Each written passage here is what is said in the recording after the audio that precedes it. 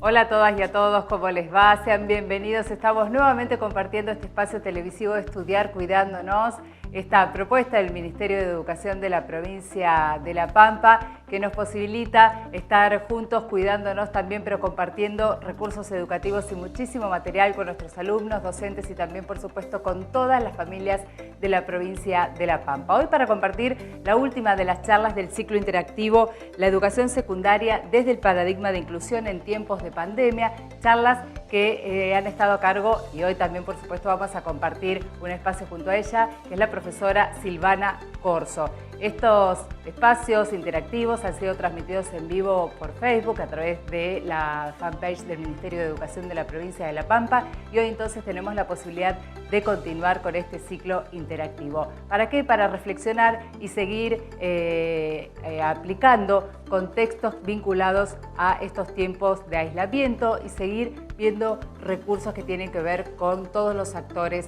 educativos. Hoy cerramos la charla con de la no presencialidad a la presencialidad. La institución educativa es contemporánea a los cambios que la atraviesan. Hoy es claro este tema, ¿no? Hoy lo vemos, hoy lo podemos entender, hoy nos está atravesando una situación que nos pone en un lugar de repensar qué hacemos, qué pasa con esta institución, ¿no? De hecho, va cambiando todo tanto que cuando se pensaron estos títulos, hoy yo lo plantearía de otra manera. Lo plantearía el título de la presencialidad de la no presencialidad a la presencialidad como una pregunta, ¿no? Porque en realidad estuvimos presentes, la escuela estuvo abierta, está abierta y los chicos están presentes. Después podemos analizar de qué manera, ¿no? Hablamos, estar conectados no significa estar vinculados, con lo cual, ¿cómo hacemos, no? ¿Cómo damos lugar a esa presencia? Pero yo hoy lo pondría, por ejemplo, en términos de pregunta y no como se pensó originalmente. Y esto fue en semanas, nada más que uno va evolucionando a la hora de pensar esta escuela. Entonces, ¿qué les voy a proponer? Yo voy a tomar unas líneas de análisis, ¿sí? Ahora voy a enumerar los ejes que planteo en mi escuela como un modo de registro de lo que venimos haciendo, para que no quede solo la parte innovadora, digamos, que no es poco y que es re importante, ¿no? Todo lo que tenga que ver con las prácticas. Obviamente eso tiene que estar registrado. Yo acá evoco a Tedesco con este tema de las narrativas, ¿no? Y digo, sí, yo tengo que tener un registro de todo lo que hice, pero también de todo lo que se dice, ¿sí? No solo de lo que se hace, sino de lo que se dice. Problematizar la escuela, dice también Nicastro, y les propongo, y sobre todo a los equipos de conducción, sentarse a problematizar. Es un buen momento de balance de mitad de año en términos de los discursos que se sostienen, ¿sí? Cómo se nombra, a quiénes se nombra, cuál es la representación que se genera hoy, para que ese registro luego se haga carne en el proyecto escuela.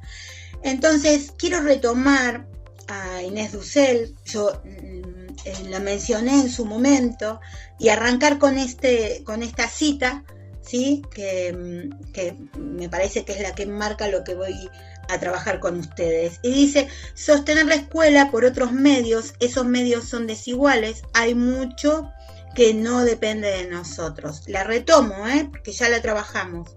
Lo que sí depende de nosotros es querer enseñar, sostenerlo en el sentido del lazo que estamos construyendo con los chicos, con las chicas, con otros colegas, sostenernos entre todos. Eso, ¿no? Es hoy lo central, más que la pedagogía de la emergencia, ese cuidado entre todos, ese cuidado del común.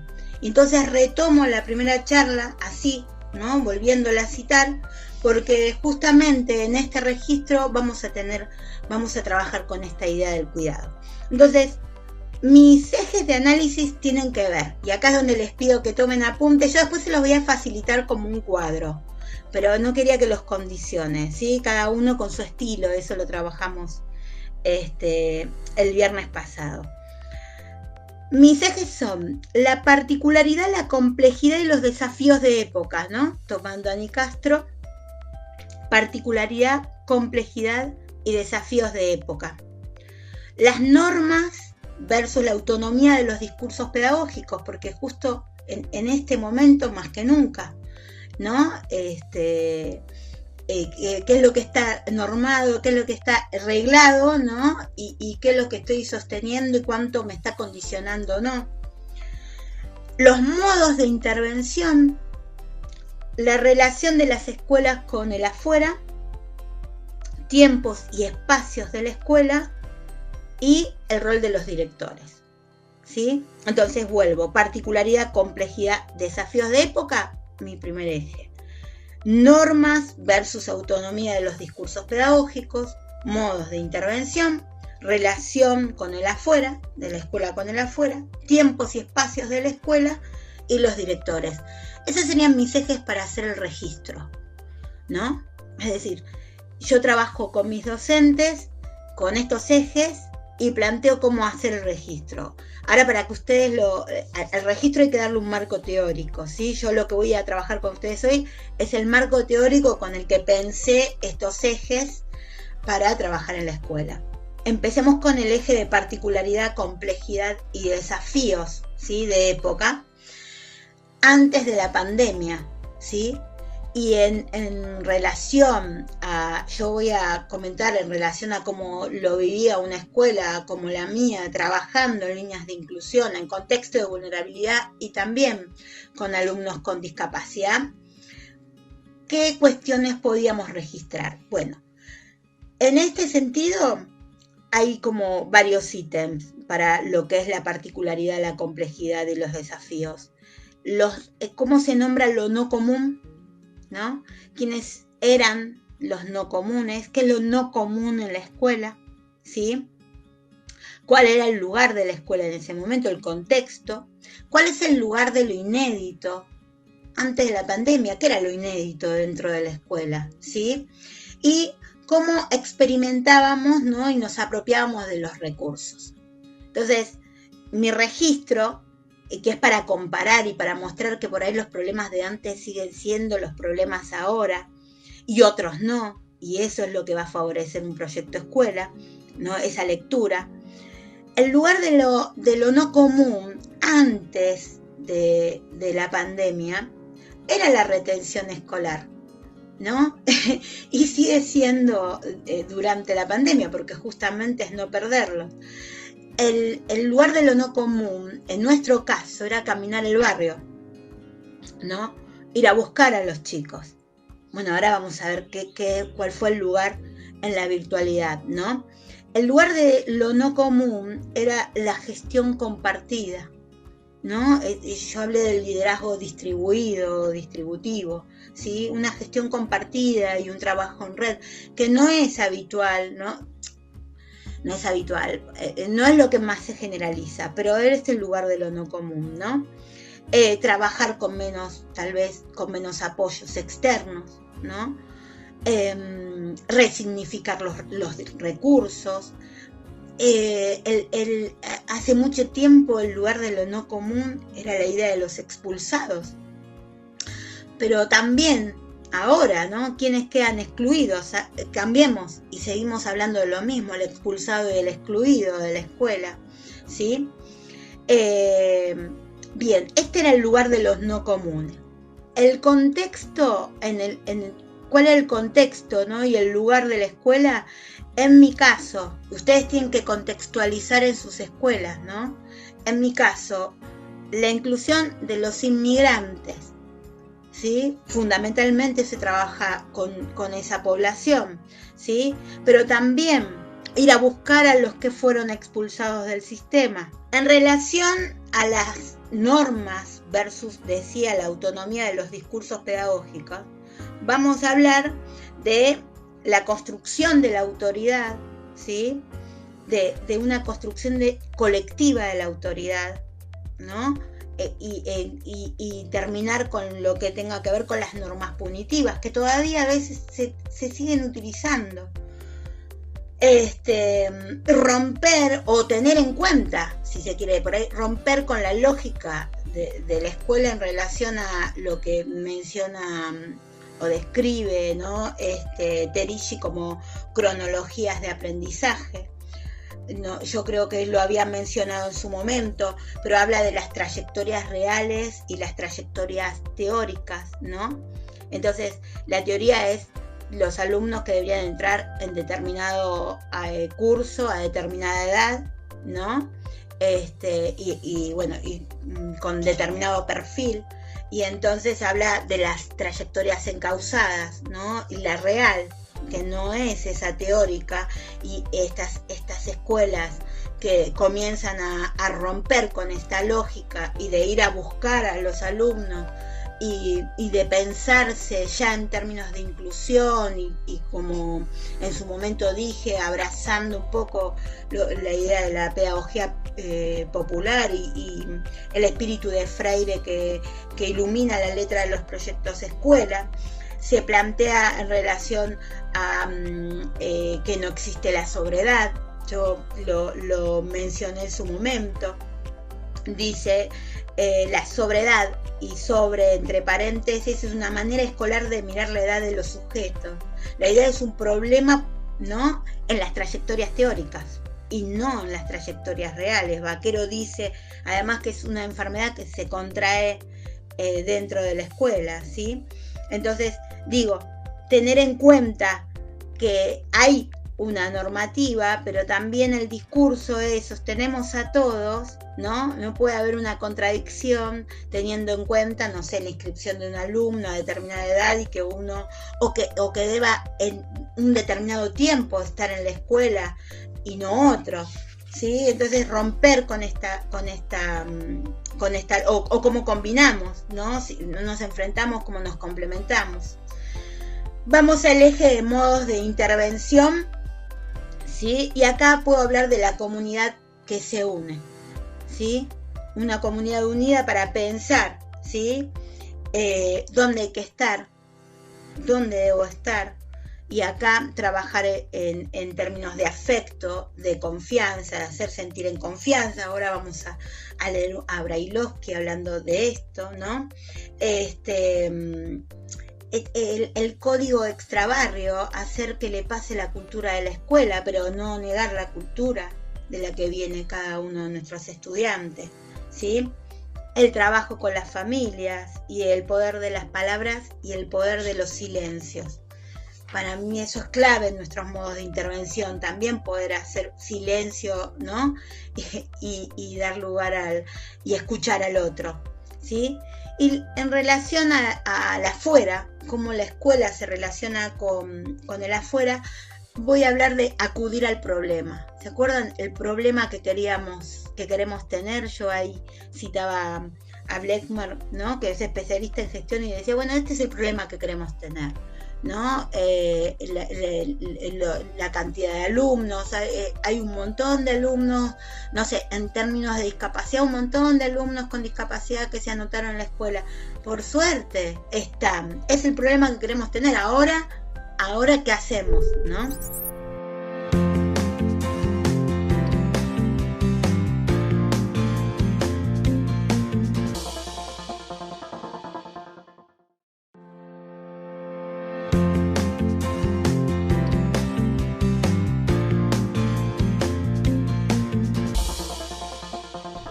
La escuela la define en G como una escuela generosa, ¿no? Generosa en cuanto a los tiempos y a los espacios. Hoy respeta esos tiempos y esos espacios. No sé si respeta tanto los espacios, pero los tiempos sí los estamos respetando. Pero pasa en la presencialidad, ¿no?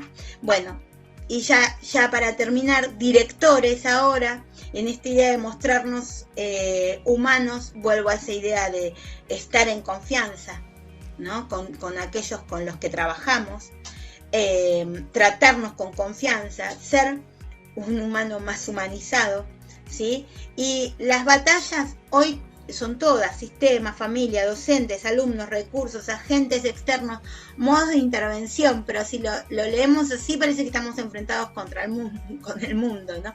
Pero acá la idea sería justamente entender que más que una batalla tendría que ser nuestro trabajo en red y en equipo con todos los que hacen posible la escuela, y por eso todas esas voces tienen que ser escuchadas en este registro que me permita pensar si la escuela inclusiva, la escuela real, la escuela post pandemia, pero ya, la escuela ya en realidad, la escuela ahora. Espero que haya sido claro. La idea fueron trabajar sobre algunos ejes de registro dentro de la escuela, de todas las voces y de los discursos, y que trasciendan, ¿no? Como modo de hacer síntesis, que trasciendan lo innovador de la tecnología en este momento, ¿no? Que no se quede solo en el registro de nuestras prácticas. Vuelvo a insistir que deben estar esos registros, pero que no queden ahí. Hoy yo les digo, nosotros tenemos la próxima jornada del espacio de mejora institucional la semana que viene, y justamente nos piden este tema del registro, ¿no? Es que las escuelas caen en ese registro. Hicimos determinadas actividades, convocamos de esta manera, nos comunicamos de esta manera, ¿no? Y entonces podemos aportar todas nuestras formas de llegar a las familias, de llegar a los chicos, los medios que utilizamos, si utilizamos el Classroom, si utilizamos Moodle, si utilizamos... Está muy bien y tienen que registrarlo, pero eso a la vuelta no va a producir ningún cambio.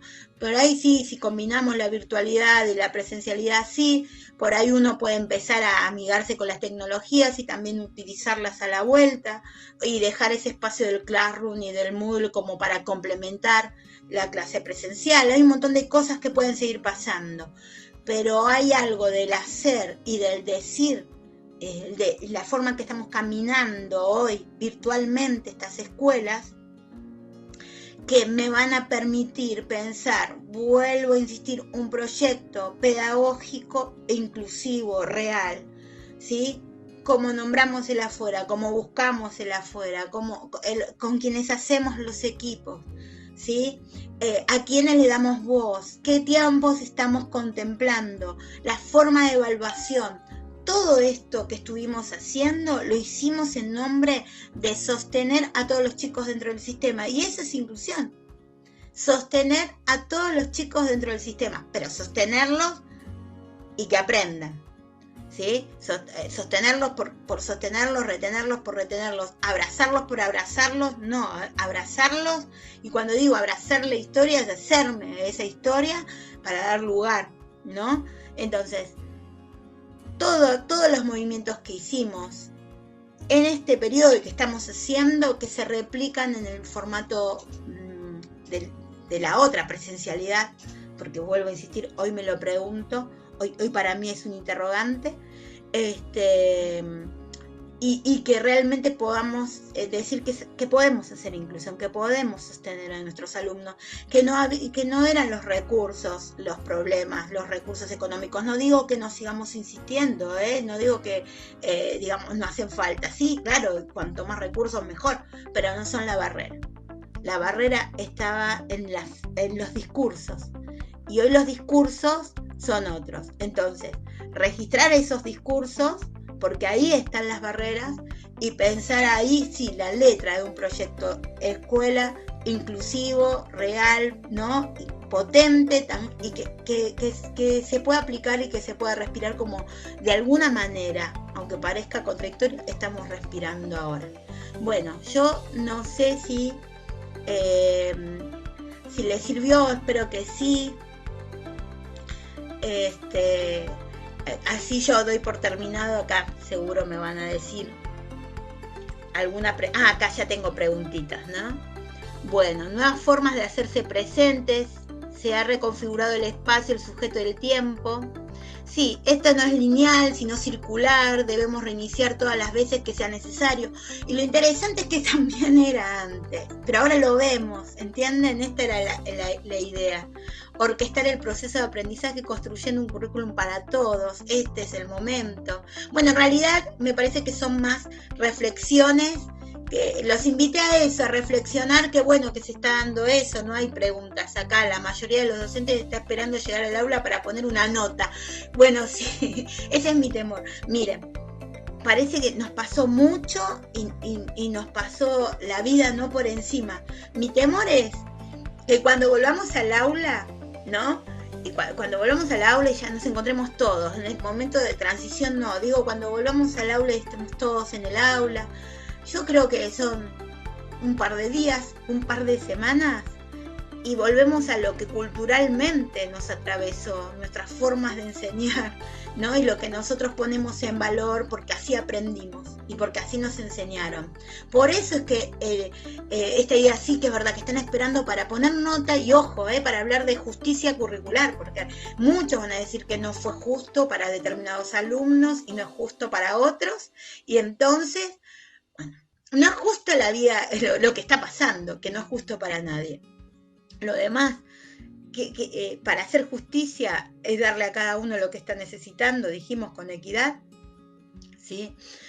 Pero generando nosotros las condiciones. Entonces, por eso creo que es clave el registro de este periodo, que supere la idea de los aportes tecnológicos, ¿no? De innovadores que tuvimos todos, sino que estos discursos con un marco teórico. Yo traje los libros un poco porque me gustó esa propuesta de Brailovsky y dije voy a imitarlo, no me sale, porque no le llego ni a los tobillos, pero sí les puedo decir que estos libros yo los pongo también para trabajar con mis docentes, ¿no? O sea, no solo trabajo DUA como trabajamos iba a decir la clase pasada, y les pongo herramientas, sino que también en el momento de problematizar, ¿se acuerdan que yo hablaba de un espacio que es el consejo consultivo?